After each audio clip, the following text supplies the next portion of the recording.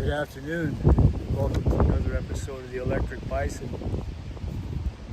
I'm out at Montana Wild, which is one of the facilities for Montana's Fish, Wildlife, and Parks. It's a great facility above Spring Meadow Lake. Really like this old buffalo bull. I'll explain why in a few minutes. But anyhow, it's soon Father's Day, and I did something that I've always done. I got him a fishing license. And it's just one of those things that you get to do when you're an old guy, right? When I was younger, I could hardly ever afford my own fishing license, and then when I could, I wasn't here in Montana. I was out in the Army or going to school or working somewhere. So, really fouled up my fishing plans. But it's really fun to be able to make that possible, even for 10 days in a year in the life of a young person that you care about. So, got that done. And I just want to draw your attention to the fact that Father's Day is both for fathers and for grandfathers. And life looks a lot different when you're a father than when you're a grandfather. When you're a father, you're busy just trying to keep it together, right? You're trying to do things that are not too stupid, and then keep it together quietly when there's a lot of stress, because fathers do that. They're quiet. I've always been struck by that. St. Joseph is very quiet, and he's a patron saint of fathers. And being able to have that kind of strength where there's nobody around to pat you on the back, that's pretty important. Yeah, being a grandfather is a little bit different. I don't know if any of you ever heard that song, that I guess it might be a dad joke, maybe not, about the old bull and the young bull, and the young bull saw all the cows down in the meadow, and he says to the old bull, let's run down there and get ourselves one of them, mate with them.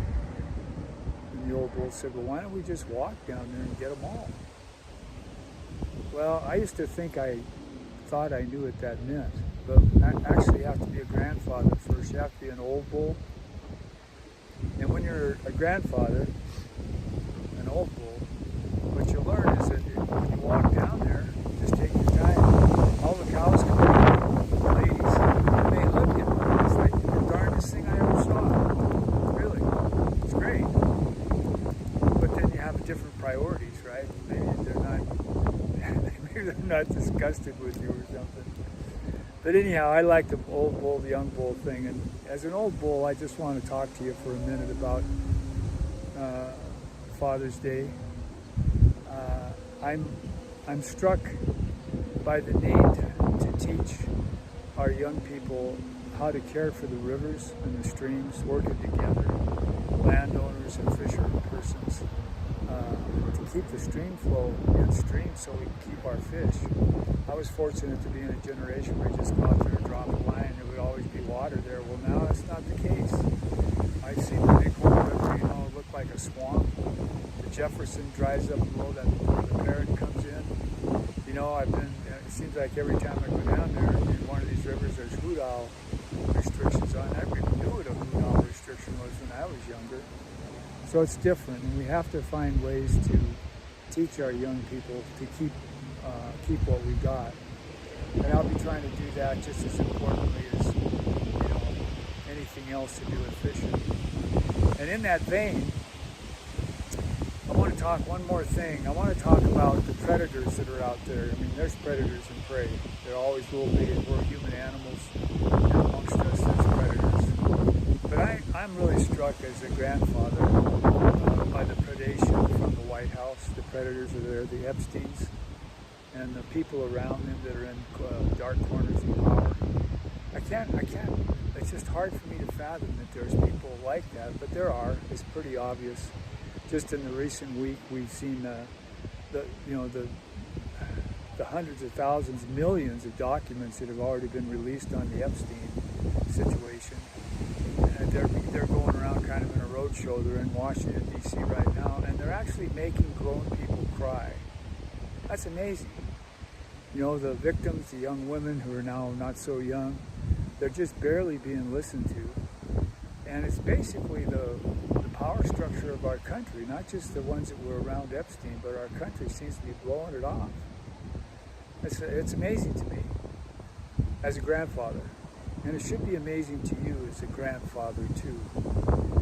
And I noticed also that Maureen Dowd had an editorial in the New York Times where she talked about that recent report last week the New York Times did on the secret meeting in the national security space where, you know, things of war and peace are talked about, but the inside group for President Trump was talking about how to keep the Epstein contamination from getting to him, what could be talked about, not talked about, and what he doesn't want to be talked about, and then deploying our country's full capabilities to keep him from being marred with what he did as a young man. I don't like that. We shouldn't like it as a grandfather. Fathers, I know you're going to be busy doing your thing. I get that. Trying to have a job, trying to keep a family. The grandfathers, we got time to deal with this. And I don't like it.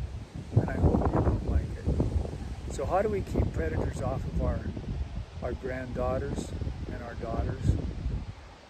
I think we got to put somebody into Congress, into Washington, that's not going to bend over and let Trump do whatever the hell he wants to do.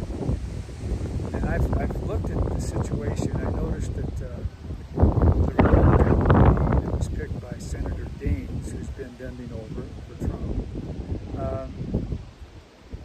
from all that I can gather, he's an identical twin to Daines. He'll do the same thing. He did so in the legislature. And I noticed the gentleman who's been pretty much handpicked by former Senator Tester and other senators of influential people on the Democratic Party, Seth Wagner. He's got an ego that's like kind of scary, really. I mean, he could easily have just run in one party or another and come up through the ranks the way he's supposed to and let people, you know, hear what he's got to say and then let people vote on him. But he didn't do that. He didn't do that after having a lot of people say, don't do this. You're going to split the vote and you're going to get this Kurt Alme elected. Well, we didn't know it was Kurt Alme, right? Because we thought you're going to get Daines elected. It's really obvious. Just look at the numbers. Just add them up, 3 numbers, you can see. So, I don't know. I'm sure there's a lot of good things that can be said about all these guys, but they're all guys, and they're all already powerful men who now are being made more powerful by more powerful men. And frankly, I'm getting tired of it. It's kind of a nod and a wink crowd, and I'm not part of it, and I don't want to be part of it. So in the interest of my daughters, which I have 3, thank goodness, and granddaughter, which I have 1, I want to ask you to seriously consider voting for the woman that's in this race, Alani Bankhead. I've only heard her speak twice. Both times I was impressed, but the first time I heard her, I remember having a feeling of relief that she was competent, and I felt this huge burden being lifted off my shoulders. I mean, this lady can get the job done. She throws people like Epstein and Trump in jail. And frankly, fellow grandfathers, we need to throw Trump in jail. Thanks.